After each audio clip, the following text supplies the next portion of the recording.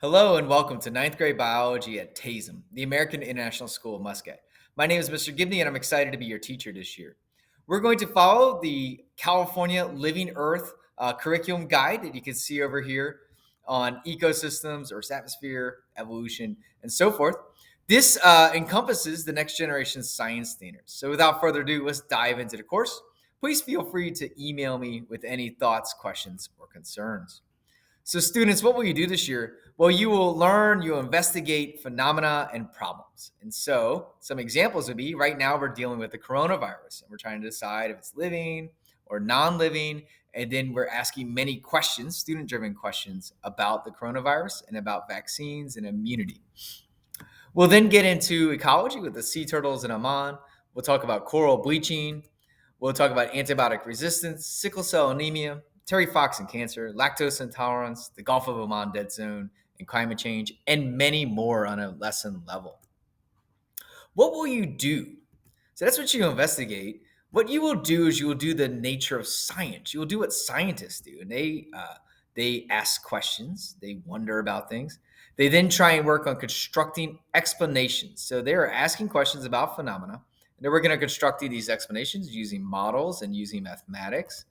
And then they'll also, of course, work on planning and carrying out investigations. And this is probably what you think about when you think about science, doing experiments. And we'll do plenty of those this year.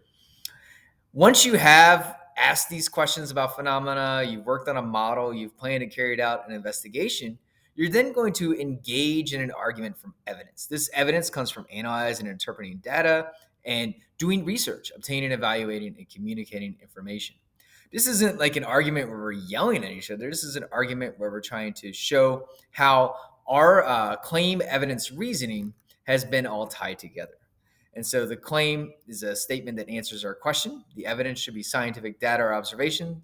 And the reasoning is that engage in an argument from evidence. And I know you did a lot of that with Mrs. Johnson last year.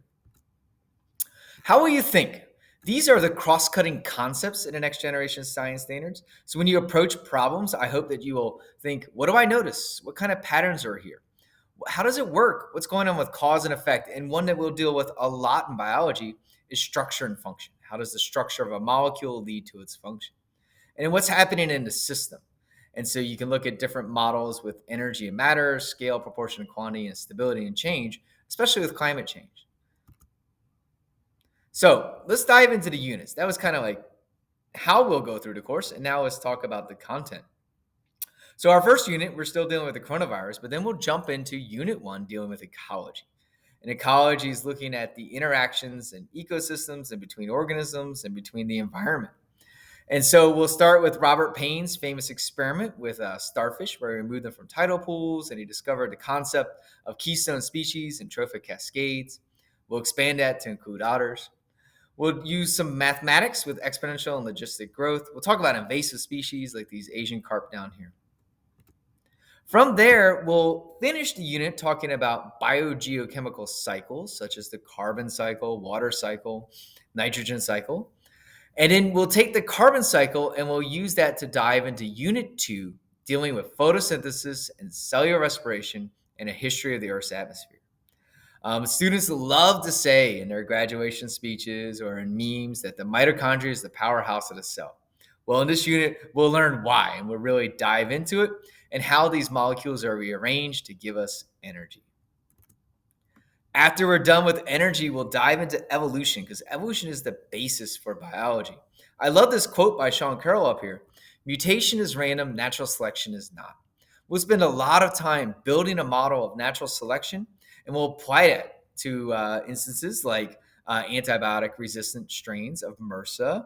We can apply it to the rock pocket mice. We'll do a big unit on that. And of course, we'll apply it to COVID. And then right here is a picture of a phylogenetic tree, the first one published by Charles Darwin. So we'll talk about speciation and how that happens on our planet. And we'll look at this and we'll look at the evidence for it, especially in fossils and in structures. That will take us to the winter break, and then we'll come back and we'll dive into heredity. This is many students' favorite unit because it deals with DNA and with genetics.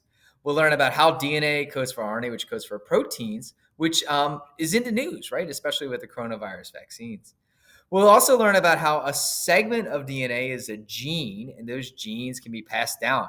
You have two copies of every gene, and so these can be shuffled in a Punnett square. And so this is kind of an overview of Unit 4, Inheritance of Traits. I've broken it down a little further.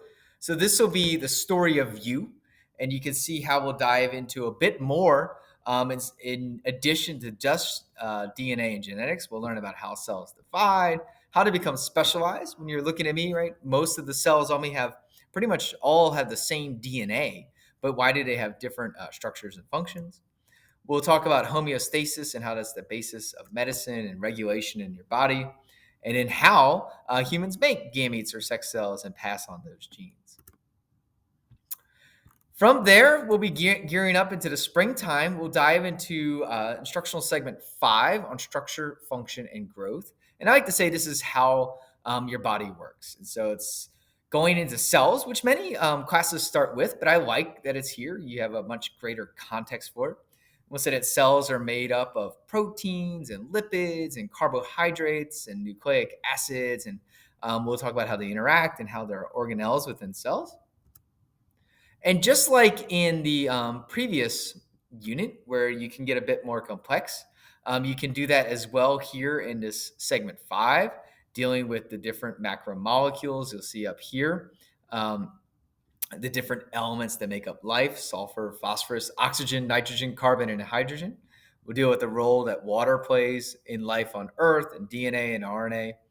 And then we'll see, how do cells maintain their stable environment with their membranes? And then how do they have specific functions, such as B cells making antibodies to help stem disease?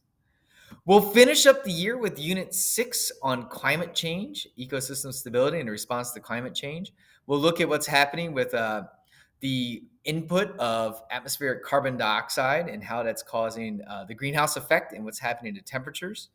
We'll compare that to climate in the past with the Milankovitch cycles, and then we'll try and design solutions that it can help stop the ravages of climate change. So this is my overview slide. Thanks so much for watching my video here on ninth grade biology. I think the most important thing to take home is that we're going to investigate many phenomena which are rooted in natural causes. And we'll do that through the lens of being a scientist, where we'll work on constructing explanations with models and mathematics, carrying out investigations, asking questions, engaging argument for evidence. And we'll always keep an eye on these cross-cutting concepts, so that way we can tie it together with the other courses here at TAISM, chemistry and physics, and the electives. I hope you've enjoyed this video. Please feel free to write me any questions anytime, and take care. Have a great day.